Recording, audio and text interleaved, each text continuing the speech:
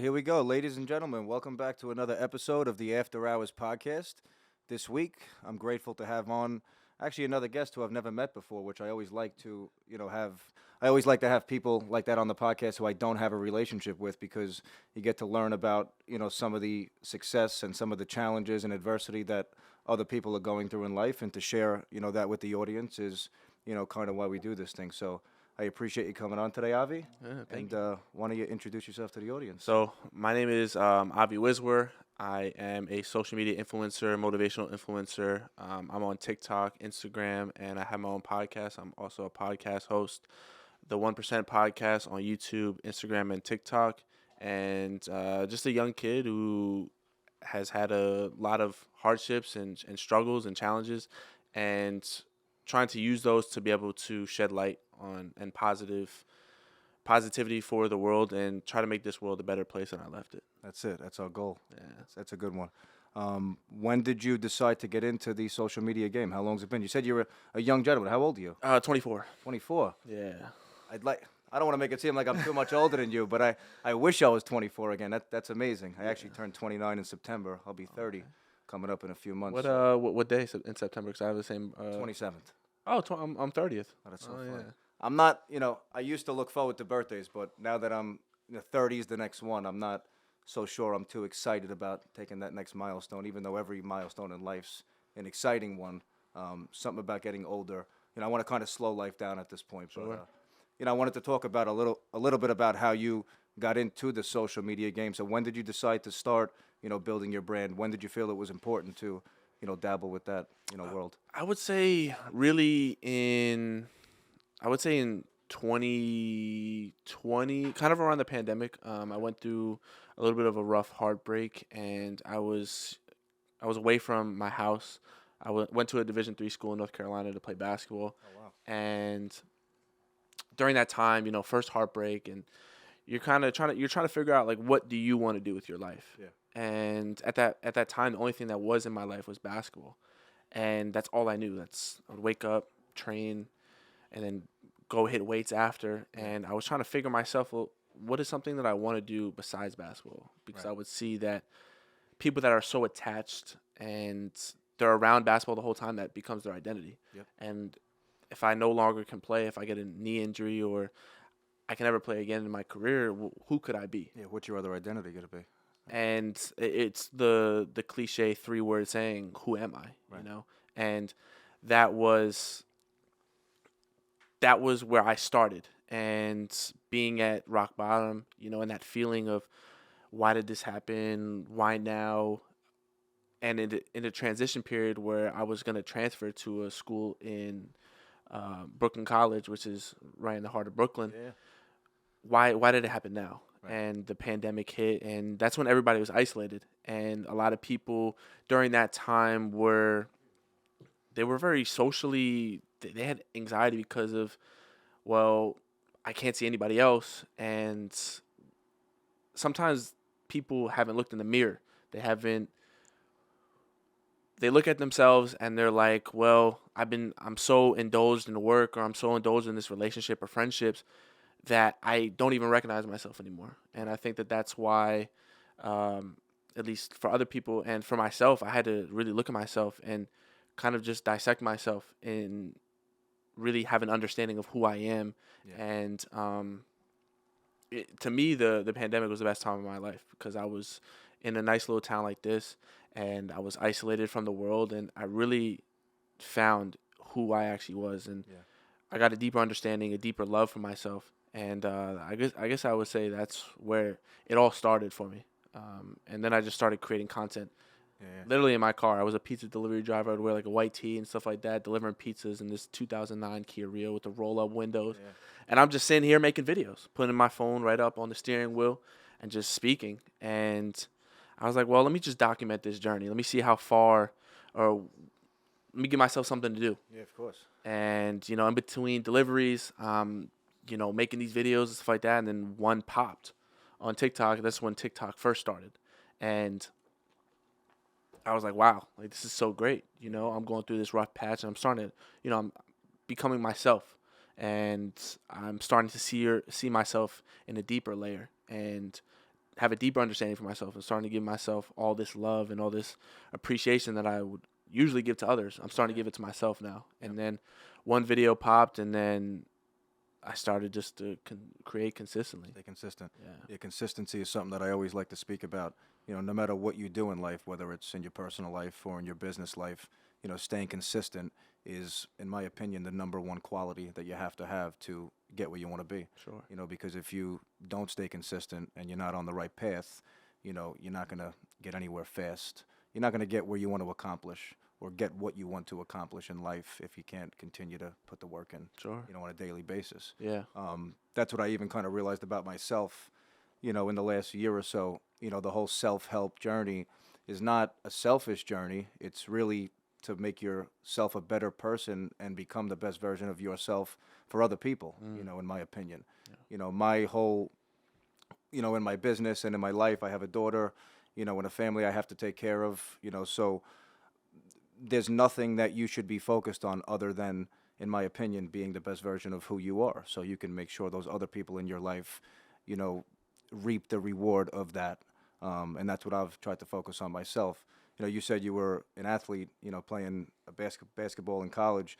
Getting into the gym is also something that I've never done until recently in my life, a few months ago. And it's the best feeling in the world, to stay consistent and to finally, put the work in and start to see a little bit of a result. Other people compliment you, and I always think, like, I don't see anything different yet, but when you start to see the little results and the little changes after you put the work in, it's an unbelievable feeling to finally see things pay off. Yeah. Yeah, I feel like the self-help journey is so important. People, I feel like, are now becoming more comfortable because of things like this. People like us speaking to the audience, sharing, not the stuff that we've necessarily gone through, but allowing other people to share their story. I've had people on the podcast who have spoke about things that they've never spoke about, in their life to anybody before. And that's a feeling that, it's a great feeling because you're helping somebody else. Even though when you look at all the comments we get on all these videos and episodes, some of them are negative, but it's the one person or the couple of people that you do help.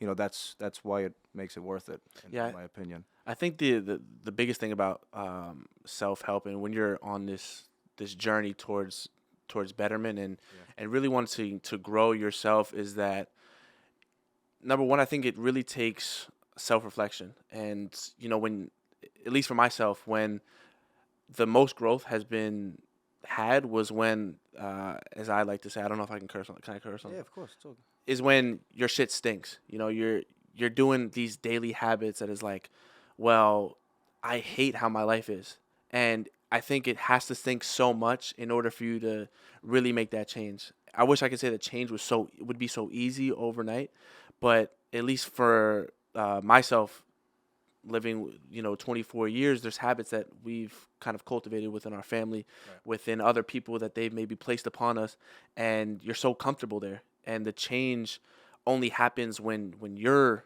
ready to make that change. Right. You can't just force that change to happen. My mom would always say that you can lead a horse to water, but you can't make it drink. And the only time that the change really occurs is when you look at yourself and it's like, I just hate this person I am.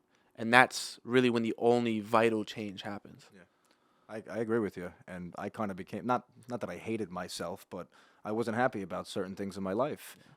It's been so many years that people always say, oh, you look like you're in good shape because you're not overweight or whatever it is, but you don't feel good about yourself. You know that there's people that are actually in good shape, that put the work in, that see the results. And I never was able to get past that hump in my life. And to be able to finally do that, it really makes you feel good about yourself. And that's something that I'll continue to do for the rest of my life now. Yeah. Are you still in the gym and stuff? Do you stay active with that? The gym is part of your life? It's, I would say, once I stopped playing basketball, I decided to not play and wanted to take the content creation more seriously. That's when I was in the gym heavy. Yeah. And truthfully, that's where I found myself the most. It's those individual workouts when you don't want to go to the gym, or it's those workouts that you barely make it to the gym, or it's like, damn, I didn't even want to go today. Yeah.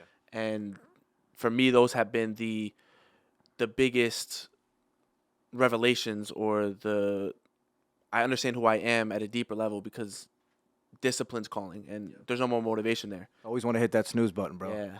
A lot of the time, you Yeah. don't want to get out of bed, and you have to, like you said, just do it and go forward because you're not gonna see the results you want to see if you don't actually stay disciplined when things are challenging. Yeah. It's when there's adversity in your life.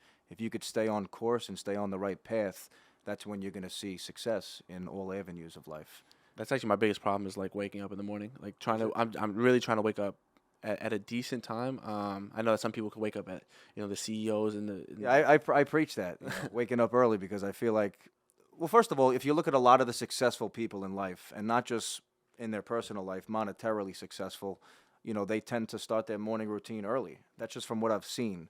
So I've always tried to incorporate those habits into my routine. It's challenging. There's days where it's like you don't want to do anything and get out of bed at 4, 5, 6 o'clock in the morning, whatever time you choose to get up. I haven't got up in the 4s yet. I'm trying to get to that point. But getting up at 5, 5:30 in the morning is a challenge, for most people. And I just feel like when you want to accomplish things in life, and everybody has a different schedule, so you can't really knock when somebody does what they do. But from what I've seen, at least out there, it looks like the people that have accomplished what I want to accomplish in life, start their day with a solid morning routine. Yeah. And that's something that I'm trying to perfect myself lately. What is, for, I guess, to give me a little bit of game, what is something that, besides the things that you listed, what is something that helped you get up early that maybe I can implement into my life? Just that's a great question. I've always been somebody who was like restless. I have a tough time sleeping at night. I'll sleep for a few hours, but once it hits 3, 4 o'clock in the morning, I was always turning in my bed. My brain was always going from a young age. Whether it was about sports growing up in middle school and into high school, or it was about business once I decided to get into business. My brain was always going, and it wasn't until I was probably, I don't know, 21 years old where I thought about business in a more serious way. And once I got into the business that I'm in, into the mortgage industry, I just wanted to kind of perfect my routine. Mm-hmm. And I never had a great routine. It was always inconsistent. I would leave during the day. I'd make the mistakes I shouldn't make during the day. Leave and smoke a little pot, whatever it is, things I shouldn't do in business. But to perfect the morning routine, that was just something I always had instilled in me because I knew that the people that were successful, that's what they were doing. So that just pushed me to realize that this is something I have to do, whether I like it or not, but I'm still inconsistent. Yeah. That's one of the easiest things that I have that I can deal with, though. Getting up early is not really a problem for me. Yeah. There are those days, though, where it is a challenge. You don't want to get out of bed. And those are the days you have to push forward and actually just get up and, start your day. Yeah. And I don't know, I've tried the at-night thing where I would leave my office after working 10, 11, 12 hours and then try to go to the gym, and I just don't have the same mindset. After I leave my office, we put in so much time, and not that it's stressful. Our businesses, of course, or any business is stressful, whether it's in a good way or a bad way. You're using your brain all day long in my business. So the last thing that I want to do when I leave my office is go to the gym. It's funny because the days where I start my day early and I go to the gym in the morning, when I leave the office, I want to go back to the gym on those days. But it's the days where I don't go in the morning and then I have to go at night. I'm like, I don't want to do this. And why did I not go in the morning? So I think it's just something that you have to, if you have to start by setting your alarm at a certain time. I used to set, if you look at my phone, people laugh at me. I have 20 alarms a day on my phone for whatever I know I need to do. If it's something important that I know I struggle with, I set an alarm for it or a reminder so my phone goes off. Whether it's following up with a person, whether it's looking at my daily task list, I set an alarm, look at my tasks, make sure I didn't miss something I know I have to do. I always set a lot of alarms to keep me on top of my game and make sure I'm not missing the stuff I know I have to stay consistent with. Because consistency, not that it's a challenge for me, it's a struggle for everybody. Consistency is not an easy task, to conquer. So in order to stay consistent, you could at least help yourself by using some of the resources we have, like technology. Sure. Set alarms for certain things. Push yourself and realize I have to do this. There's no other option, today but to get out of bed or whatever works for you. But that's what's always worked for me. I know that life is so short. Life's flying by. Once I had a daughter, it's amazing how 3 years went by like that. And I know that if I don't put the things in motion now that I need to do to get where I want to be, when's it going to happen? Yeah. So that's kind of how I look at things. I appreciate that. Yeah. That definitely helps me for sure. Yeah. Yeah. You have to stay the course, man. It's not easy. A lot of people, even in my business, once you see adversity and once things get challenging, they go the other way. That's in any business, no matter what you do in life. So that's the one thing I'm focusing on. If I could say what my New Year's resolution would be this year, it's to stay more consistent and to do the things I know I need to do to get where I want to be, in the future. Of course. So that's my take on things. I appreciate that. But I also wanted to kind of circle back a little bit to what we talked about, where you said you got into the whole self-help journey and the social media game when you said you went through a breakup. Yeah. Was there anything like we've all gone through stuff in our childhood. My parents were divorced. Was there anything like that growing up in life that you went through? Is that something you want to spread, to the world? Because I like sharing stuff like that. People go through different things, but people handle things in different ways, and that's what I feel like makes a person. It's how you handle a situation, and that's what I've also tried to work on. It's how you handle things in life. So my parents got divorced when I was older. Okay. So I was different. I was going 12. through. Oh yeah. So there wasn't. I didn't really know what was going Yeah. on. So I would say that growing up for me, it was the dynamic in my house was it was different, right? It was it was a little bit dysfunctional. It was the arguing. It was the thank God there was no like infidelity or anything like backstabbing, Yeah. nothing like that. But I didn't start to see the dysfunction until I was about 14 years old. Once I hit high school, and in middle school, parents are having more arguments. Once my brother left for college, that was like my best friend growing up. Yeah. We were very, very tight knit. Once he left for college, I'm over here by myself, 13, 12-year-old kid, and I'm seeing all this. Yeah. And I'm looking at their marriage and wondering why. Well, why is he not doing good in school? Why is he not waking up in the morning? Yeah, there could have been more reasons. I might have had like stomach issues maybe growing up, but why is he not participating in class? Why is he, coming in with a hood on and he's not talking to anybody? Why is he only talking to a select few people? And all this happened around like as some people would say, the most critical time in your early adulthood. Yeah. You're figuring out, well, where do I want to go to You're a college? teenager. Yeah, where do I want to go to college? I'm seeing things that I never thought I'd see at 14 years old. And as I already struggled in school, it was already a bigger hole now that I have to fill. Yeah. Going home, and it's like I don't even want to go home. Yeah, I have family going through that right now. Yeah. And my cousins being at a tough age, Yeah. In your teenage years, that's difficult. Yeah. I was too when my parents got divorced. So, not that it makes it worse or better or whatever it is, but obviously not seeing them, I don't remember them going through whatever they were going through. Sure. But I could only imagine what it's like. I never went through something like that, being in your teenage years, and you know what's going on then. You see your parents going through those challenges, and no matter who we are, we don't want to see people deal with that. You don't want to see your parents deal with that in life. So, yeah, I mean, like I said, I can't make it better or worse, younger or older, but nobody wants to go through that or see anybody that you love go through that in life. Yeah. But we all have thick skin, so we know that we have no choice but to go forward. And obviously, if you were gonna let anything make or break you, it would have broke you already. That's how I look at life. Sure. We've all dealt with our adversity, and if we didn't know that we had no choice but to keep pushing forward and get where we want to be, Yeah. we would have broke a long time ago. Of course. You ever have any mentors like growing up or anybody? No, I mean, I was kind of me and my dad kind of like we didn't really have the best relationship. It's not like we had a terrible relationship, but it's like I couldn't.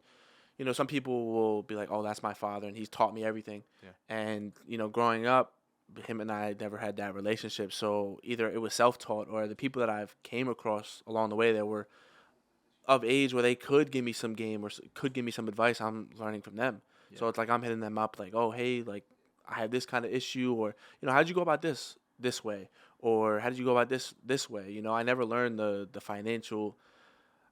Like I don't even know the difference between buying and renting out a house. Like I don't even know that. Yeah. And some people their father taught that, or oh, you should buy a car instead of renting a car, or whatever it may be. And I was never taught that. So for me, I'm growing up and I'm teaching myself this, and it's a struggle because there has been some relationships where it's like, you're a man, you're supposed to know this, but it's like, I don't know how to. So I went 20 years without learning how to do this, or where my knowledge is not here, and that's hard. And that was hard on me. And there'd be some times where I would sit there and cry, because it's like, I'm a man, I should know this. And the whole toxic masculinity is like, you should know how to do these manly things. You should know how to do all these things. But if you're not taught it, or I'm asking for advice and maybe the people that I'm asking aren't really receptive, or they're not giving me the advice that maybe I need, then how can I teach myself? Right. And I guess I would say that the life experiences that I went through kind of taught me more how to be a man. And that's the reason why I want to be a father, is because I want to be able to give my kids that, whether it's a he or she, and I want to be able to give what I didn't have, and be that father figure that if you just need to call me, just to call me, and just you need to cry or whatever it may be, then I want to be here for you. Right. I don't want you to have to go through life alone. I don't want you to have to.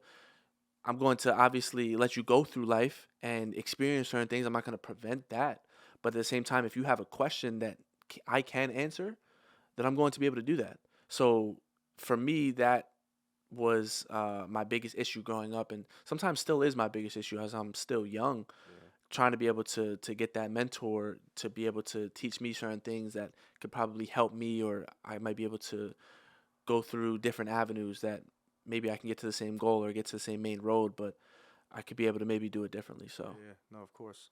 Well, listen, that just comes with timing.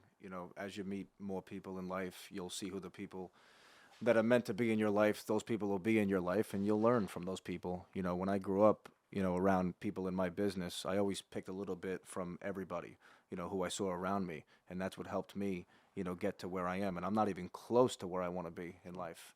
But always looking at the people around me who I respected, and who I wanted to kind of be like in different ways, those are the people I always tried to pick a little bit of information from, to implement into my life and into my routine. Um, what I also wanted to kind of talk about, you said that, you're focusing on the media game now. That's your thing. What are your plans for the future? Are you continuing just to focus on that, to try to grow this? What are some of the goals you have in life, and have you thought about something like that? yeah, so I guess I call them long term plans. Is I have two long term plans. My podcast is a long term plan. Yeah, it is a long-term play. I don't expect it to blow up in like a year.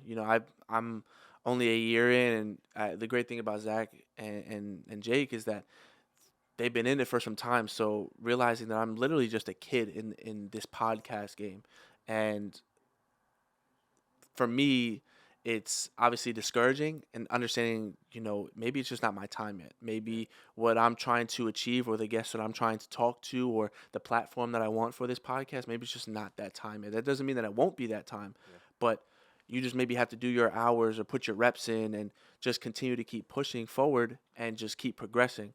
And it's definitely a challenge, but it's something that I'm going to embrace. That it's not going to just happen overnight. Nothing is going to happen overnight. It's not going to just come easy. It's not in a snap of a finger. All of a sudden, you're going to be able to interview Gary Vee or the people that you want to talk to.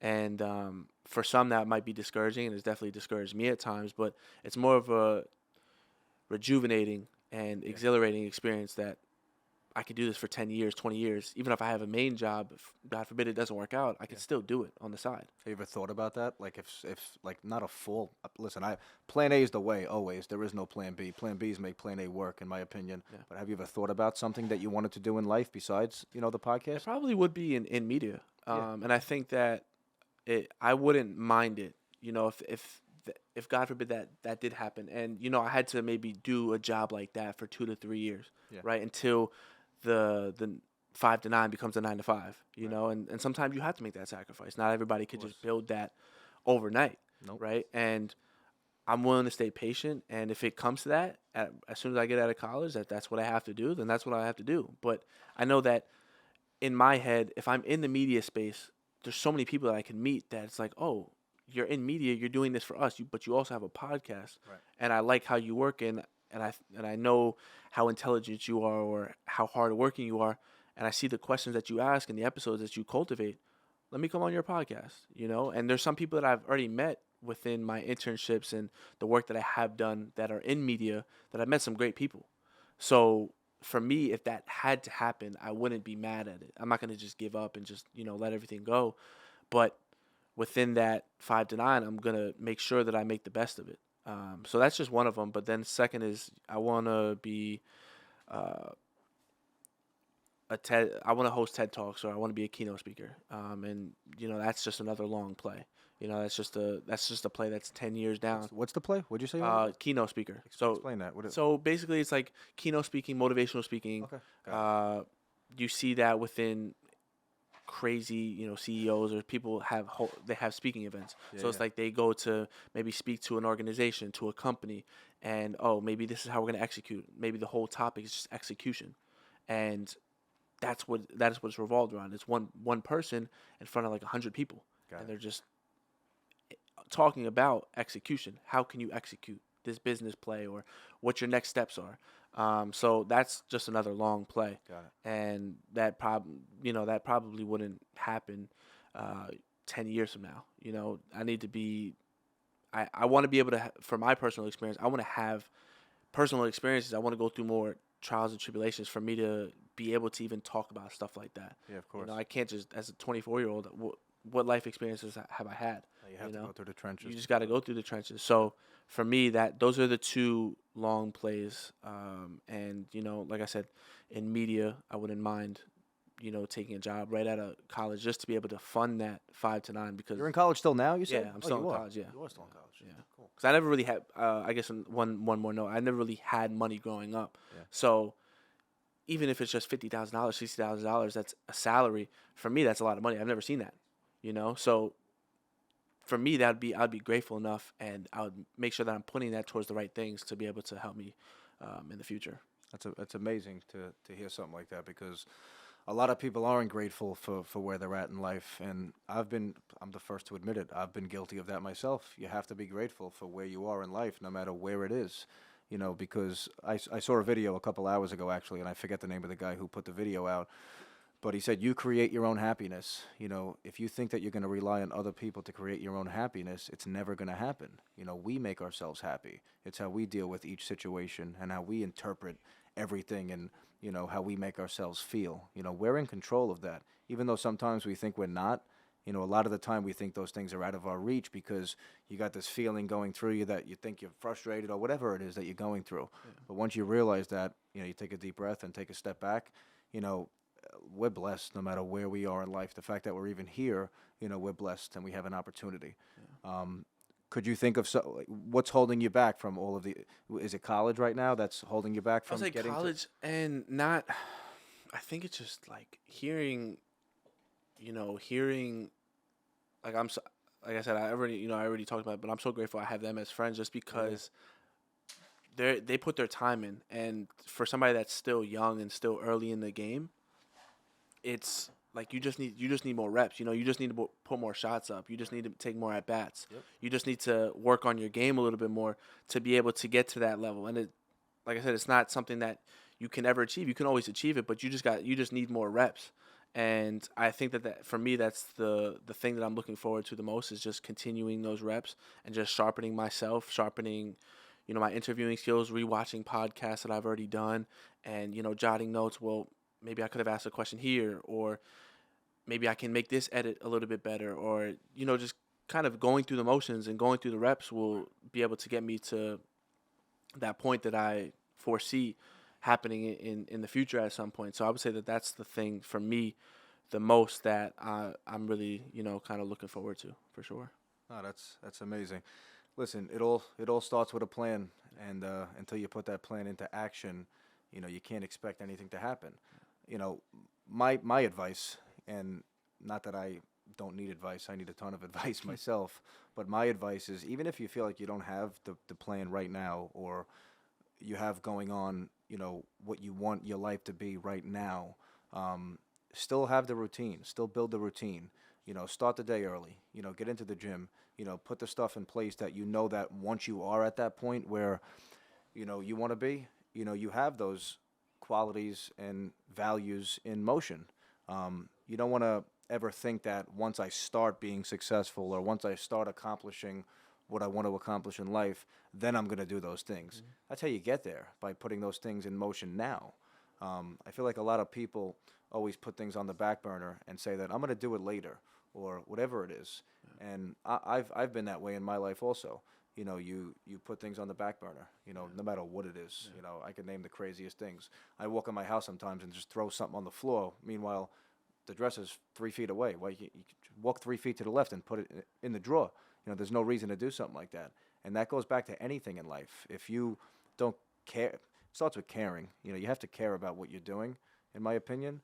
But if you don't continuously, do this stuff every day, no matter what you have going on in life, I just don't think you're going to get anywhere fast. Yeah, So it's in the details. yeah, it's in the details. And even if you don't, and you're not where you want to be, still make the plan, stick to the plan every single day. And eventually, like you said with them, it's consistency. And I'm starting, there's no results, not from this, but there's no monetary results in the beginning from stuff like this, but once you get to the point where you've stayed consistent for a year, 2 years, 5 years, 10 years, however long it takes, and once you start to see those or start to be rewarded from it, I'm sure there's no better feeling. That's how it was in my business. I put time in for years. When I started in my business, I was a cold caller. I would go to my office, I would dial the phones all day long, and I would hand deals to a licensed loan officer in my office. I would help him make money and the company money and myself a little bit of money. Because I was getting paid a salary from the bank. I wasn't allowed to talk about anything that the loan officers were allowed to talk about, because they're licensed. But I would be the connector, get the person interested, and then connect them to a person. But it took me 5 years to realize, like, I'm putting money in other people's pockets. When am I going to become disciplined? I failed my test 3 times. After 3 times, you have to wait 6 months. I was a head case back then. I ended up leaving college because I dropped out of college. I played golf in college. That was the only reason I went. But I ended up, whatever. I wasn't allowed to play on the team anymore because I didn't go to school enough, whatever the reason they had was. And then I decided I had no idea what was going on, actually, after that, if I look back and remember. I worked at a random restaurant, at some diner out east, and I didn't know where my life was going, back in 2000 and I think 13, 14. And then eventually I kind of realized that I have to do something. And I'm starting to see people around me, be successful, traveling, friends are traveling. I'm like, how do these people travel? How do these people go to Europe 3 times a year at 20 years old? Like, what are these people doing? So I realized I have to do something with my life, and that's when I realized I have to find a business and find something that I have a passion for. And sales was my passion, and still is my passion, of course.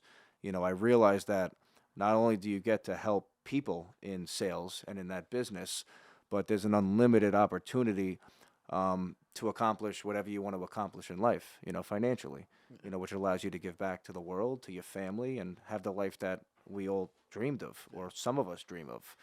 So that's kind of why I decided to go that route. I realized, like, holy shit, I can't keep doing the stuff that I'm doing. I still make mistakes every day, every minute of the day. I'm like, why did I do that?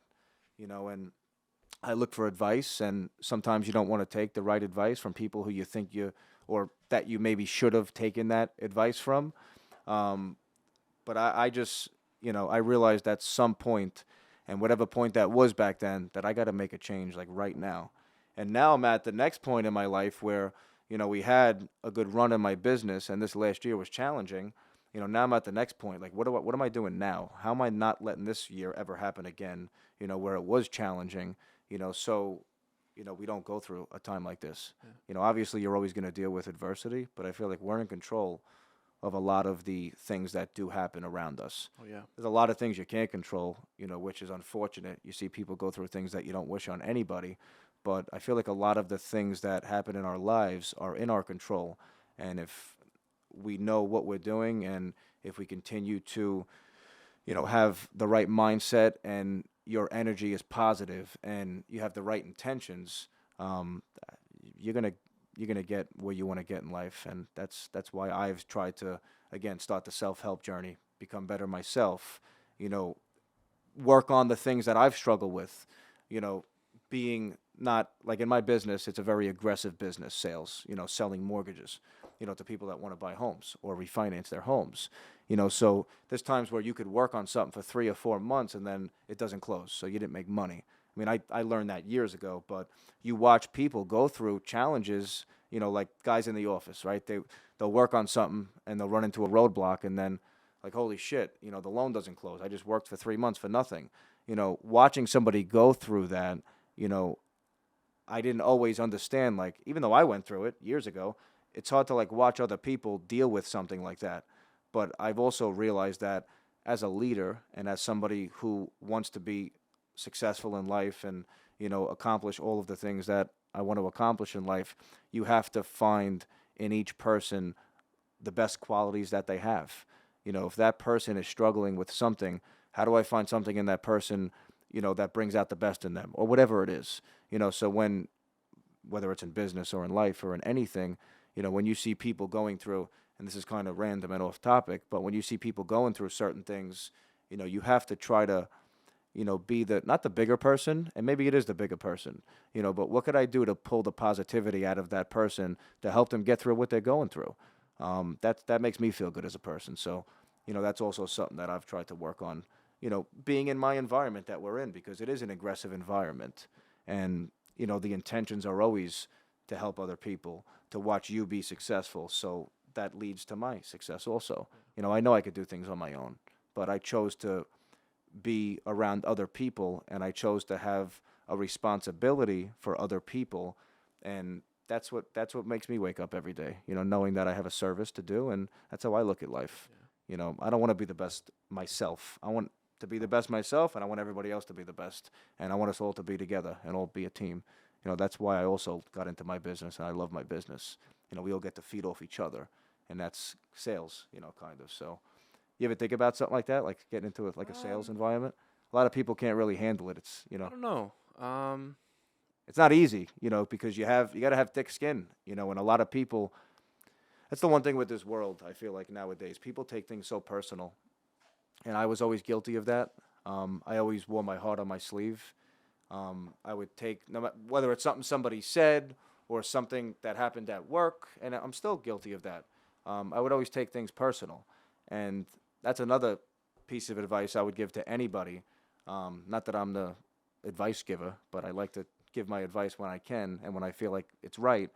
When you're dealing with something and you watch somebody else go through something in life, again, like I said before, so like when you're in my business and you see people going through challenges, like even like a new person in my business or in life, not that I've been this person, but most people don't try to help that person get through what they're going through. They look at just like, why is that person acting that way? Why is that person lashing out, or why is he in a bad mood? They don't look at that person and say, all right, what could I do to fix that person? Leaders do, and that's why I've tried to become the best leader I could possibly be in my business, because I feel like the best people in life learn to pull the best qualities out of people that are struggling with something. When people are shining and they're on top of the world, that's great. But it's when somebody's going through adversity or struggling with something, how could I help that person now, get through what they're going through? That's what makes me happy in life. So I know you also said you had some questions for me. Yeah. I'm curious. So does money I buy? don't, I don't, I don't, I don't get asked too many questions, so I like. Does money? Somebody that's made, I would assume, a good amount of money. Does money buy happiness? And that's a great question. And does money buy happiness? Has it bought you happiness? No, not even a chance. And I'll be the first one to admit that, because money definitely doesn't buy happiness. Does money give you freedom, which leads to happiness, in my opinion? Yeah, and I'll elaborate on that. So, money doesn't. If you make money, you're not just automatically happy, because you obviously have things going on in your life that are negative. Always, people have things going on in their life that they can't control. The one positive thing going on might be monetary success. But if you think that money's going to just automatically buy you happiness, that's never going to be the case. I think money gives you financial freedom, which allows you to help others in life and give back and, get into philanthropy and stuff like that. So that'll create happiness. but you're not just going to make money and then automatically be happy. If money's the only problem in your life, then yeah, can money fix that problem? Of course it can. But that's a tough question to ask. Like, can it buy happiness? Yes or no? Because no. You could have a ton of money. You see it all over the internet. These people speak, and they say, I know guys with tons of money, billionaires, multi millionaires, and they're miserable people. I don't think I would ever be that person if I was a billionaire. How are you miserable unless you have nobody in your family, or you're going through trauma, or you lose a love. Then there's things that, again, you can't control. But money buying happiness is not something that's going to ever happen automatically by just seeing success monetarily. You have to, again, have the routine, have the right mindset, put the self-help work in. And then I feel like once the money makes things easier, then you just start to become happy. But there's always going to be things that you can't control in life, and money can't fix them. Look at Steve Jobs. The guy had billions of dollars. The guy died from cancer. No matter how much money you have, you can't fix certain problems. Yeah. And that's the one thing I realized in life as I got older. Once I hit like 25 years old, I realized, like, holy shit, family's getting older. This is happening to this person. Life is real. And money can't fix all those things. But money definitely makes life a lot easier. So I would never say don't focus on money. Definitely focus on the money, because it allows things, and it takes the pressure off of certain things, and again, it gives you the financial freedom, which again, that's what happiness is, freedom, in my opinion. Whether it's financial or being peaceful within yourself, it gives you the freedom to do things that make you happy, in my opinion. So, okay. That's a good question. I feel like some people would, have different answers regarding that topic, because that's everybody has their own views. Some people are all about money, and then some other people have made money and then have realized, like me, I've made money, and then you realize that it's not all about that. I would never choose not to have that. I always wish I make money, and I always hope I stay successful. I know I'm going to go through challenges always, but it's definitely not just going to automatically turn a switch on and make you happy. I think it's an incredible perspective thing. Yeah. Like, I think if somebody hasn't came from money and they see 50 G's, like, I don't think that person's going to be like, well, I'm not going to complain, oh, it could have been 100 G's, I think you met John Scafidi. He was on my podcast, and he was talking about, oh, he made like 50, 60K in a month. And I'm like, bro, like, perspective, I've never seen 50, 60K. Like, if we put that on the table, that's a lot of money. Yeah. It's all perspective based. And for me, somebody who hasn't came from money, I just wanted him to be in those shoes. Like, here, look at it from a different perspective. Like, yeah, you want to make 70, 100K a month. But at the same time, it's like, you made 50, 60 G's. Like, that's a lot of money. And I definitely think that it's incredibly perspective based. That's why sometimes you see the people that haven't had the money, and now all of a sudden they do have the money, and it's, they're like, I'd rather be poor, or I'd rather go back to how I was before, because the fame and stuff like that took over, and whatever it may be. But I think it's an incredibly perspective based. It is. It's what you make of it. I've had a good friend of mine and a business partner of mine, Asaph, an attorney. He spoke about he has a friend who gets home at 2, 3 o'clock in the afternoon. The guy is okay with making what he makes, is $50,000, $60,000, $70,000 a year. Not to knock people that ever make that type of money. People are happy at different levels in their life. And that guy's the happiest guy in the world, he says. And that's just because, what is the reason? Nobody really knows the reason. I've always wanted the nicer things in life, and it's not that they make you happy. It's just something I like, so that's just what always fueled me to want to see monetary success in life. But it doesn't just make you happy automatically. Do you think that person that makes 50, 60, 70K a year, would you look at them differently because they're not on the same like wavelength that you might want to be on? That's life. 99% or 95% of people, maybe not 95, 93, 94% of people in the world are like that. Yeah. So you can't have an opinion on those people. Those are great people, and I'm sure they've done great things to help the world. Maybe they focus so much on everybody else that they never had the opportunity to focus on themselves. Maybe that's why they never saw the monetary success. Or maybe they grew up in an environment where that was never important. They never had to worry about that. Who knows what the reason is, but you can't look at those people different because those people make up a majority of the world. Yeah. There's only a 1% of people who make a tremendous amount of money. Then there's a 4 or 5% of people who do, very well financially, and then a majority of the world earns that type of money, 30, 40, 50, $60,000 a year. That's the median income, throughout the country. So those are great people. You can't knock people like that. Do I think you should push them to do better financially in life, to help people around them? Yeah, because it's not a selfish thing. People look at making money as it's selfish. It's about me. Yes, some people are like that, but I want to make money to do things for other people.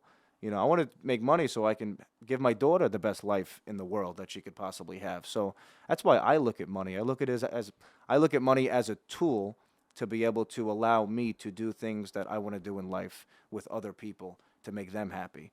And that's not just because of money, but experiences cost money, right? You want to go on vacation with your family, things cost money. So not that every experience costs money, but there's experiences in life that I want to go through that cost money. So that drives me to, want to be successful in my life. That's my opinion. Okay. Have you ever, you said that, you spoke to John and make 50, 60,000. So it's amazing to see. It's nice to see, somebody like that and people like that, because once you do hit those certain points in life, and if that's what drives you, to get to that point, it's an amazing feeling once you finally accomplish that. And it takes work, man. Yeah. I worked for years. My salary was $200 a week when I got into my business, $300 a week. And I worked for 3-4 years with that setup until I finally passed my test and then got a different split and a different deal with the company, with my, who I was in business with. And you have to put the time in. People think that it's just going to happen overnight. It's never going to happen that way. You can't get discouraged when you don't see results right away. And that's where I feel like most people quit. They don't see the results they want to see immediately. Yeah. You said did you say you went through a challenging relationship? Yeah. We've a lot of us have gone, you can't judge anybody based on like what relationship. I'm sure things are worse or better than whoever else, but we've all gone through, I think, challenging relationships, or most of us have probably gone through challenging relationships. What was that like? What was that recently in your life? How'd you deal with that? And then I had another challenging one that kind of set me back. Yeah. And honestly, that happened. What was that? It was that's when we shot our pod. I think that was like January, February. Okay. So that one was, I think, a little bit more devastating, just because after the first one, I found out who I was, and I created myself to this version of self, and then all that work that was done was kind of, it shattered, but I kind of let it shatter. It wasn't, I placed, like you said earlier, I placed my happiness in another person. Yeah. I saw somebody for maybe better. I saw them in a different light, I'll say. Yeah. And they didn't want to see that within themselves. And I saw the good in them, and they quickly showed me that maybe I shouldn't have seen that. Yeah. And it kind of came back to get me, but I think that's where I placed, I placed a lot of my happiness in that other person, when the happiness should have been placed in myself. And there's a quote that I was told, that a bird doesn't trust that the branch won't fall. It trusts itself that it'll be able to fly again. Right. So when that branch fell, I wasn't able to fly. I quickly fell to the ground. And all this work that I've done, all this self-work, all the going to the gym, all the, the meditating, the journaling, all that was just gone in an instant. And it was at that moment that I realized that this is where the work needs to be done. That if the branch does fall, you'll be able to get up and fly again. You won't have to wait until you hit the ground. Once that branch falls, you'll get up and you'll go. And it's not that it won't matter, but you'll be able to pick yourself up a lot better this next time. And I think that that's what I learned in that previous relationship, is that I have to continue to invest in me. And even while I'm in the relationship, I can still invest in you, but I still have to invest into myself as well. Because if I'm not happy, then how can I make you happy? And if I can't make you happy, then you are not going to be here anymore. And that doesn't even go for relationships. That goes for friendships or family members or friends, whatever it is. And that was like the key indicator for me, that I noticed that as long as I don't abandon myself, and as long as I don't leave myself, it's okay if other people leave my life. And I have to be okay with the results or the outcome, whatever it may be, if they stay or if they leave. Right. So I think that that's what it kind of taught me. And as I lost momentum within that relationship, I'm starting to gain a lot of the momentum that I once had back again. So I think that I'm starting to dust myself off and you know, kind of fly again. So That's good to hear. I've gone through. Listen, I've gone through that myself. I feel like I've always been a people pleaser. You try to find the best quality in a person when you might see 50 things that aren't what you want, and you try to find that one thing to try to make that person who you want them to be. And that's the toughest, or one of the toughest things in life, is trying to make somebody who they're not. Doesn't mean they're a bad person, but they might not just be that person that's right for you. That's what gets challenging, especially younger, in relationships. I've gone through it myself too. And, even when you go through a breakup, as a teenager or as somebody who's 20, 21, 22 years old, you know, you always want to try to, like, why'd that happen to me? Like, why me? Like, what did I do wrong? And maybe it's not about you, but like you said, once you do get over that hump and you get back into that self-help journey and you start working on you, you realize, like, holy shit, that's why I left that situation. And then it's even better, or it's a more better feeling, realizing that I got out of that, negative situation, because that brings me down. Yeah. So it's not easy to get through stuff like that, but everybody goes through it, unfortunately, in life. And dude, breakups aren't easy, for anybody, no matter what stage you're at. I've seen people go through real rough ones, especially as you get older, and then when there's certain things involved, and it's not easy for any age. Yeah. What helped you really get past, before we finish up tonight? Yeah. What helped you really get past, some of that adversity? Getting into the gym. I know we spoke about it a little bit. I would just time. More. I don't know. I think there was just more time that I sat with myself. Yeah. And as I looked back and reflected on my life, I've been through worse situations. Yeah, of course. So it's like a person leaving me. There was a point in time, 21 years old, that I was drinking like 5 times a week, 6 times a week. Until I'm drunk. Yeah. So it's like I was also depressed, right after my parents divorced, and I didn't want to come home until 11 p.m., 12 a.m. So it's like I've been through worse. So what can this situation do to me that I haven't already seen? Right. So I think that the factor was that realizing that I've been through worse, and this is only going to make me a better person. So by me going through this heartbreak, by me having this person leave my life, it's only going to create a better me. Right. Because I'm going to gain perspective, and it may not be any love lost, and I may still love that person from afar, but I'm only gaining from this. And I stop trying to point the finger as why this, or why did this happen a certain way, or why not. And then I looked at it exactly that way. Why not me? Why can't I overcome this again? Like, why can't I do this again? Right. And I mean, it's tough. You're kind of looking up, staring at the ceiling, as I often do, and just pondering thoughts that are happening. And was I good enough? Did I do something, like you said, did I do something wrong? What else is hidden, or what kind of holes are there in myself that maybe this person would have stayed if I would have done this differently or that differently? And I was just like, this is only going to add to my testimony. It's not going to take away from who I am as a person. It's only going to add to that point when I do make it, that this is all the stuff that I went through, and this is all the stuff that I overcame. So now I can be able to, this is what I went through, so I'm going to give it to you now. I'm going to give the game to another person. Right. So I just look at it as, everything is a lesson, whether it's good or bad, and I'll take it with me for the future, and it'll help me create a better experience for myself and better experience for others.